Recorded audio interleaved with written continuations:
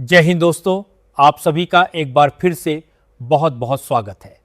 आज की इस विशेष और बेहद महत्वपूर्ण प्रस्तुति में हम बात करने वाले हैं देश के लाखों केंद्रीय कर्मचारियों, लगभग 65 लाख पेंशन धारकों, रक्षा पेंशनरों, भूतपूर्व सैनिकों तथा उन सभी परिवारों की जिनकी निगाहें इस समय वेतन, पेंशन, महंगाई भत्ता, 8वें केंद्रीय वेतन आयोग, commutation recovery, fixed medical allowance और लंबित विभिन्न मांगों पर टिकी हुई हैं।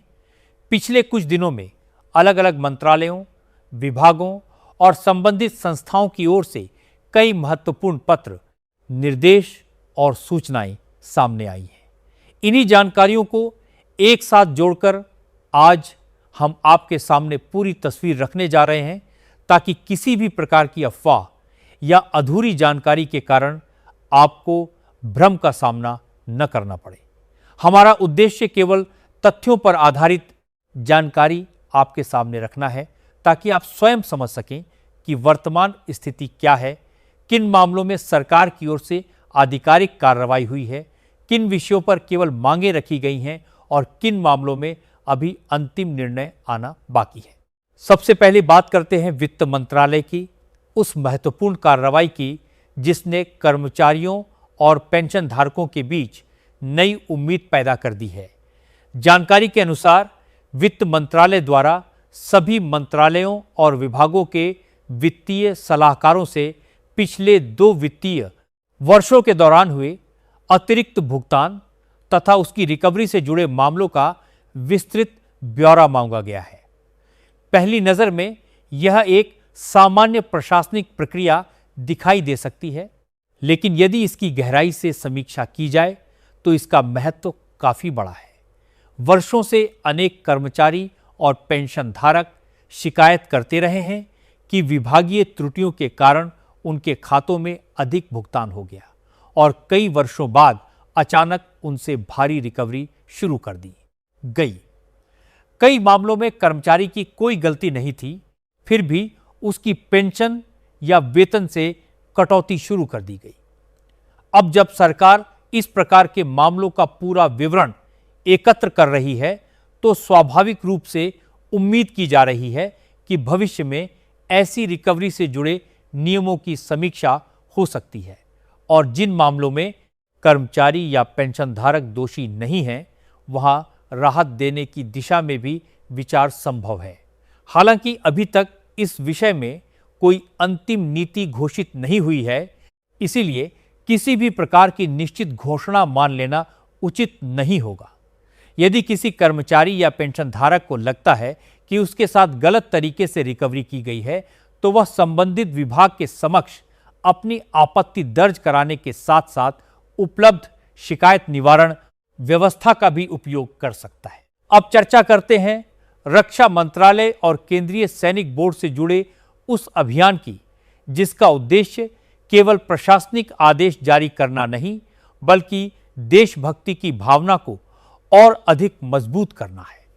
स्वतंत्रता दिवस के अवसर पर सभी भूतपूर्व सैनिकों, वीर नारियों, रक्षा पेंशनरों तथा संबंधित अधिकारियों और कर्मचारियों से अपने घर पर राष्ट्रीय ध्वज फहराने, उसके साथ सम्मानपूर्वक फोटो लेकर निर्धारित सरकारी मंच पर साझा करने तथा आसपास के लोगों को भी इस अभियान से जोड़ने की अपील की गई है। यह पहल केवल एक औपचारिक कार्यक्रम नहीं, बल्कि उन लोगों के सम्मान का प्रतीक भी है जिन्होंने अपने जीवन का महत्वपूर्ण हिस्सा राष्ट्र की सेवा में समर्पित किया। ऐसे अभियानों के माध्यम से सरकार समाज में राष्ट्रीय एकता, सम्मान और सहभागिता की भावना को मजबूत करने का प्रयास करती है। अब आते हैं उस विषय पर जिसका इंतजार लाखों कर्मचारी और पेंशन धारक हर 6 महीने में करते हैं, और वह है महंगाई भत्ता तथा महंगाई राहत। जून 2026 तक उपलब्ध उपभोक्ता मूल्य सूचकांक के आंकड़ों के आधार पर यह संभावना मजबूत मानी जा रही है कि जुलाई 2026 से डीए और डीआर में लगभग 3% की वृद्धि देखने को मिल सकती है। यदि ऐसा होता है तो वर्तमान दर 60% से बढ़कर लगभग 63% तक पहुंच सकती है। हालांकि अंतिम और आधिकारिक निर्णय केंद्र सरकार द्वारा ही लिया जाएगा तथा उसकी घोषणा बाद में होगी, लेकिन उपलब्ध आर्थिक संकेतकों और पूर्व की परंपरा के आधार पर कर्मचारी संगठनों के बीच ऐसी संभावना पर चर्चा तेज है। यदि यह वृद्धि लागू होती है तो उसका वित्तीय लाभ 1 जुलाई 2026 से प्रभावी तिथि के अनुसार कर्मचारियों और पेंशन धारकों को मिलेगा। इसी कारण लाखों परिवार इस घोषणा का इंतजार कर रहे हैं, क्योंकि बढ़ती महंगाई के बीच महंगाई भत्ता उनके मासिक बजट पर सीधा प्रभाव डालता है। डीए की संभावित बढ़ोतरी के साथ 7-8वें केंद्रीय वेतन आयोग को लेकर भी चर्चाएं लगातार तेज हो रही हैं। सबसे बड़ा सवाल फिटमेंट फैक्टर को लेकर है। कर्मचारी संगठनों का कहना है कि यदि आने वाले 10 वर्षों की आर्थिक परिस्थितियों, बढ़ती महंगाई, जीवन यापन की लागत तथा कर्मचारियों की वास्तविक आवश्यकताओं को ध्यान में रखा जाए तो फिटमेंट फैक्टर 3 से कम नहीं होना चाहिए। उनका तर्क है कि यदि कम फिटमेंट फैक्टर लागू किया गया तो शुरुआती वेतन वृद्धि अपेक्षा से काफी कम रह जाएगी और भविष्य में कर्मचारियों को पर्याप्त लाभ नहीं मिल पाएगा। दूसरी ओर कुछ विशेषज्ञों का मानना है कि पूर्व वेतन आयोगों के फार्मूले तथा वर्तमान वित्तीय परिस्थितियों को देखते हुए अंतिम आंकड़ा इससे कम भी हो सकता है। अभी तक आयोग ने अपनी अंतिम सिफारिशें प्रस्तुत नहीं की हैं, इसीलिए किसी भी संख्या को अंतिम मान लेना उचित नहीं होगा। लेकिन इतना निश्चित है कि फिटमेंट फैक्टर ही वह आधार होगा जिस पर लाखों कर्मचारियों और पेंशन धारकों की मूल आय में परिवर्तन तय होगा। इसी क्रम में अब चर्चा उन प्रमुख मांगों की करते हैं जो कर्मचारी संगठनों और पेंशन धारक संगठनों द्वारा लगातार सरकार के सामने रखी जा रही हैं। इन मांगों में सबसे प्रमुख विषय कम्यूटेशन रिकवरी का है। वर्तमान व्यवस्था के अनुसार केंद्र सरकार के पेंशन धारकों से कम्यूटेशन की रिकवरी एक लंबी अवधि तक की जाती है। कर्मचारी संगठनों का कहना है कि जब कई राज्यों में समान ब्याज दर होने के बावजूद कम अवधि में रिकवरी पूरी कर दी जाती है तो केंद्र सरकार के पेंशन धारकों को भी उसी प्रकार की राहत मिलनी चाहिए। उनका तर्क है कि सेवानिवृत्ति के बाद व्यक्ति की आय सीमित हो जाती है, जबकि स्वास्थ्य, दवाइयों और दैनिक आवश्यकताओं पर होने वाला खर्च लगातार बढ़ता जाता है। ऐसी स्थिति में यदि कम्यूटेशन रिकवरी की अवधि घटा दी जाती है तो लाखों पेंशन धारकों को प्रतिमाह अधिक राशि प्राप्त होगी और उनकी आर्थिक स्थिति पहले की तुलना में बेहतर हो सकेगी। फिलहाल ये केवल एक मांग है और इस पर अंतिम निर्णय सरकार तथा 8वें वेतन आयोग की सिफारिशों के बाद ही सामने आएगा। केवल एक प्रस्ताव तथा कर्मचारी संगठनों की मांग के रूप में ही देखा जाना चाहिए। बीजेपी अब बात करते हैं फिक्स्ड मेडिकल अलाउंस यानी एफएमए की। लंबे समय से पेंशन धारक संगठन यह मांग उठा रहे हैं कि वर्तमान चिकित्सा सहायता बढ़ती महंगाई और इलाज की वास्तविक लागत के अनुरूप नहीं है। उनका कहना है कि अस्पतालों, जांचों और दवाइयों के खर्च में पिछले कुछ वर्षों के दौरान लगातार वृद्धि हुई है, इसीलिए एफएमए में भी पर्याप्त बढ़ोतरी की जानी चाहिए। सरकार के सामने यह विषय कई बार उठाया जा चुका है और 8वें वेतन आयोग के संदर्भ में भी इसे महत्वपूर्ण मुद्दों में शामिल माना जा रहा है। लाखों पेंशन धारकों को उम्मीद है कि भविष्य में इस दिशा में कोई सकारात्मक निर्णय लिया जा सकता है, लेकिन अभी तक कोई अंतिम सरकारी आदेश जारी नहीं हुआ है। रक्षा पेंशन धारकों के लिए भी महत्वपूर्ण जानकारी सामने आई है। पीसीडीए लखनऊ द्वारा जारी सूचना के अनुसार निर्धारित तिथि पर रक्षा पेंशन समाधान शिविर आयोजित किया जाएगा, जहां पेंशन से संबंधित विभिन्न समस्याओं का समाधान करने का प्रयास किया जाएगा। ऐसे शिविर उन पेंशन धारकों के लिए विशेष रूप से उपयोगी होते हैं जिन्हें पीपीओ, बैंक भुगतान, जीवन प्रमाण पत्र, एरियर, परिवार पेंशन या अन्य प्रशासनिक मामलों में कठिनाइयों का सामना करना पड़ रहा है। संबंधित पेंशन धारकों से अपील की गई है कि वे आवश्यक दस्तावेजों के साथ निर्धारित स्थान पर पहुंचकर अपनी समस्या दर्ज कराएं ताकि उसका शीघ्र समाधान किया जा सके। अब उस विषय की चर्चा करते हैं जिसने सोशल मीडिया पर काफी बहस छेड़ रखी है, और वह है पेंशन पर आयकर।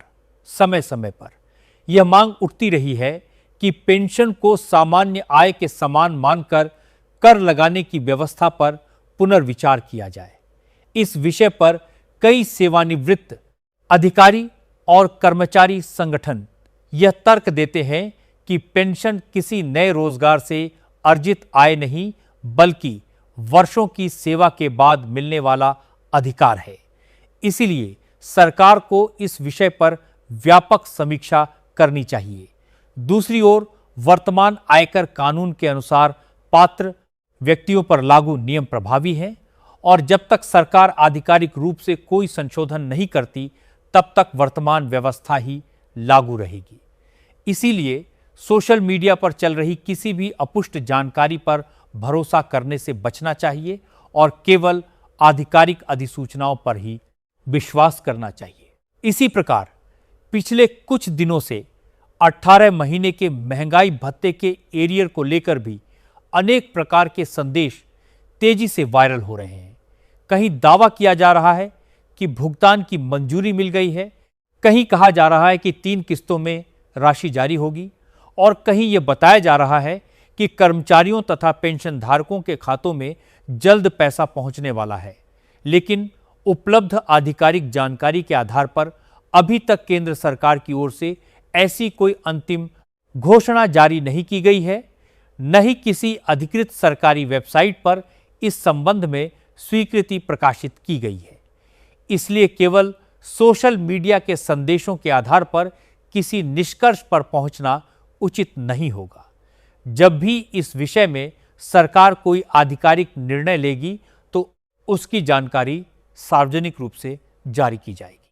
8वें केंद्रीय वेतन आयोग को लेकर कर्मचारियों की अपेक्षाएं लगातार बढ़ रही हैं। कर्मचारी चाहते हैं कि केवल वेतन वृद्धि ही नहीं, बल्कि पेंशन, चिकित्सा सुविधाएं, पारिवारिक पेंशन, कम्यूटेशन, अतिरिक्त पेंशन, फिक्स्ड मेडिकल अलाउंस और अन्य सभी महत्वपूर्ण विषयों पर भी व्यापक सुधार किए जाएं। उनका मानना है कि बदलती आर्थिक परिस्थितियों, महंगाई और जीवन यापन की बढ़ती लागत को देखते हुए नई सिफारिशें भविष्य की आवश्यकताओं को ध्यान में रखकर तैयार की जानी चाहिए। दूसरी ओर सरकार के सामने वित्तीय संतुलन बनाए रखने की चुनौती भी है। इसीलिए अंतिम निर्णय कई आर्थिक, प्रशासनिक और वित्तीय पहलुओं पर विचार करने के बाद ही लिया जाएगा। फिलहाल कर्मचारियों और पेंशन धारकों के लिए सबसे महत्वपूर्ण बात यही है कि वे केवल प्रमाणित और आधिकारिक जानकारी पर भरोसा करें। किसी भी वायरल संदेश, अपुष्ट दावे या अफवाह के आधार पर भ्रमित न हों। यदि किसी नियम में बदलाव होता है, किसी भत्ते में वृद्धि की आधिकारिक घोषणा की जाती है, 8वें वेतन आयोग से संबंधित कोई महत्वपूर्ण सिफारिश सार्वजनिक होती है या पेंशन धारकों के हित में कोई नया आदेश जारी किया जाता है, तो उसकी जानकारी संबंधित सरकारी माध्यमों से उपलब्ध कराई जाएगी। आने वाले समय में महंगाई भत्ते, 8वें वेतन आयोग, कम्यूटेशन रिकवरी, FMA, अतिरिक्त पेंशन और अन्य लंबित मांगों पर जो भी आधिकारिक निर्णय होंगे वे करोड़ों कर्मचारियों, पेंशन धारकों और उनके परिवारों के जीवन पर सीधा प्रभाव डालेंगे। इसलिए सभी की निगाहें अब सरकार के आगामी फैसलों पर टिकी हुई हैं। इसी उम्मीद के साथ कि भविष्य में कर्मचारियों और पेंशन धारकों के हितों को ध्यान में रखते हुए संतुलित और सकारात्मक निर्णय लिए जाएंगे। आज की यह विशेष जानकारी यहीं समाप्त होती है। जय हिंद, जय भारत,